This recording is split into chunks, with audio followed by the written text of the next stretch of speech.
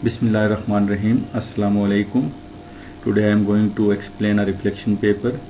The assigned topic is analysis time and space complexity of any two recursive algorithms.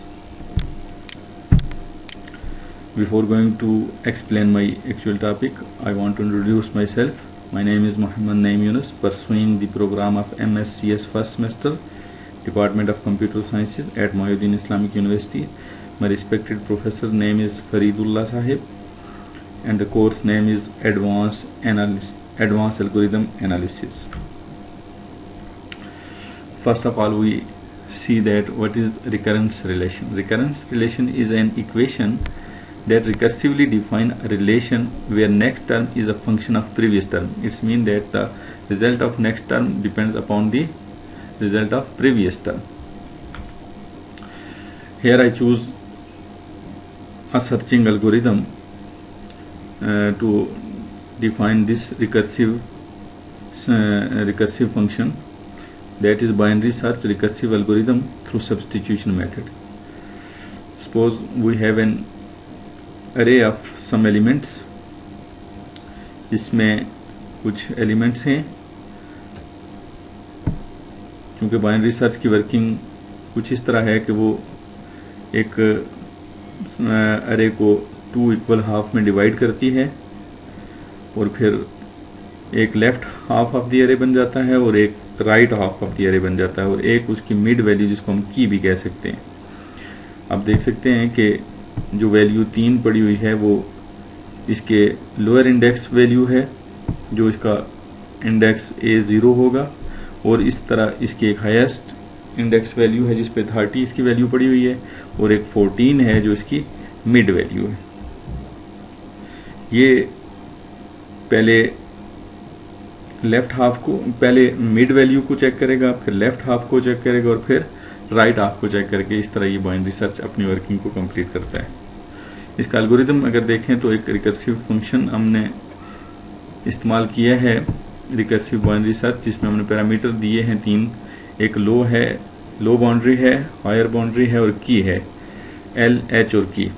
अगर single element है तो वो हमें वही रिटर्न कर देगा, क्योंकि वो जो अरे लोअर अरे पे जो हमारी वैल्यू पड़ी हुई है वो अगर की के इक्वल है तो वो फिर हमें रिटर्न 1 करेगा, एल्स 0 करेगा.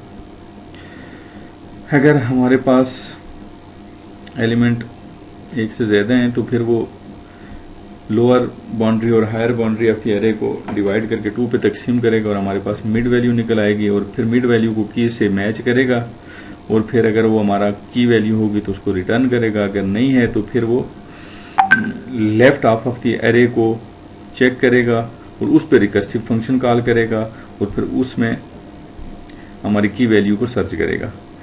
फिर अगर उस लेफ्ट हाफ ऑफ द अरे में नहीं है हमारी की वैल्यू तो फिर वो राइट हाफ ऑफ द अरे में एक रिकर्सिव फंक्शन कॉल करके हमारी की वैल्यू को सर्च करेगा. तो लेफ्ट हाफ ऑफ द अरे में जो वो सर्च करेगा उसमें जो हम पैरामीटर पास करेंगे वो एल मिड -1 यानी कि मिड से एक वैल्यू पीछे और फिर हमारी की वैल्यू होगी. और इसी तरह राइट हाफ ऑफ द अरे को रिकर्सिव फंक्शन के जरिए सर्च करेगा. इसी रिकर्सिव फंक्शन की अगर हम इस्तेमाल करते हुए अगर इसकी टाइम कम्प्लेक्सिटी की तरफ जाएं तो टोटल टाइम जो है वो अगर हमारे पास एलिमेंट एक से ज़्यादा हैं तो n/2 प्लस सम कांस्टेंट आएगा और अगर हमारे पास 1 एलिमेंट हैं तो उसका टोटल टाइम 1 होगा.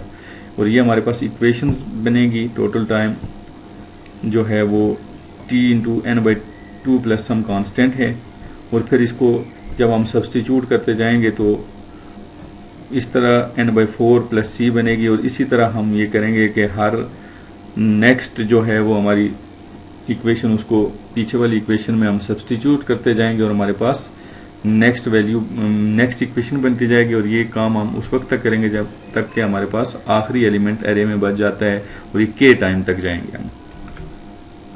जब के टाइम में जाएंगे तो हमारे पास इक्वेशन कुछ इस तरह बन जाएगी और इस इक्वेशन से जो कि है t × n/2 की पावर k यानी कि k टाइम तक हम चले गए हैं और जो कांस्टेंट है वो भी k टाइम तक चला गया है। और इस इक्वेशन से हम डिराइव कर सकते हैं कि n की वैल्यू जो है 2 की पावर k बन गई है।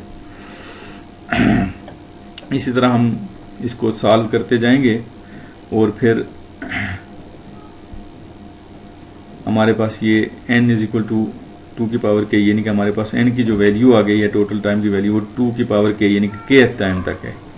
तो फिर इसका दोनों तरफ से हम log लेंगे, ये n का भी log लेंगे और 2 की पावर k का भी log लेंगे, और फिर इस तरह हमारे पास log n की जो वैल्यू है वो k आ जाएगी। और इस n की वैल्यू को हम 1 प्लस के सी जो हमारे पास ये इक्वेशन बनी थी इसमें पुट करेंगे तो हमारे पास आ जाएगा 1 प्लस log n इंटू सी। तो इसमें डोमिनेंट टर्म जो हमारे पास आएगी वो log n है। तो हम कह सकते हैं कि इस तरह हमारी जो time complexity of this recursive algorithm वो है वो बिग ओ log n हमारे पास इसकी time complexity in worst case आ जाएगी।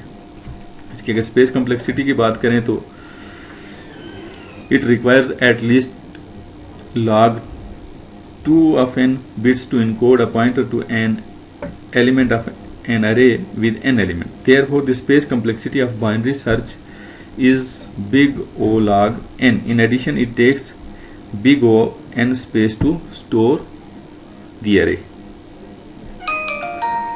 Next, जो एल्गोरिदम रिकर्सिव एल्गोरिदम में लूँगा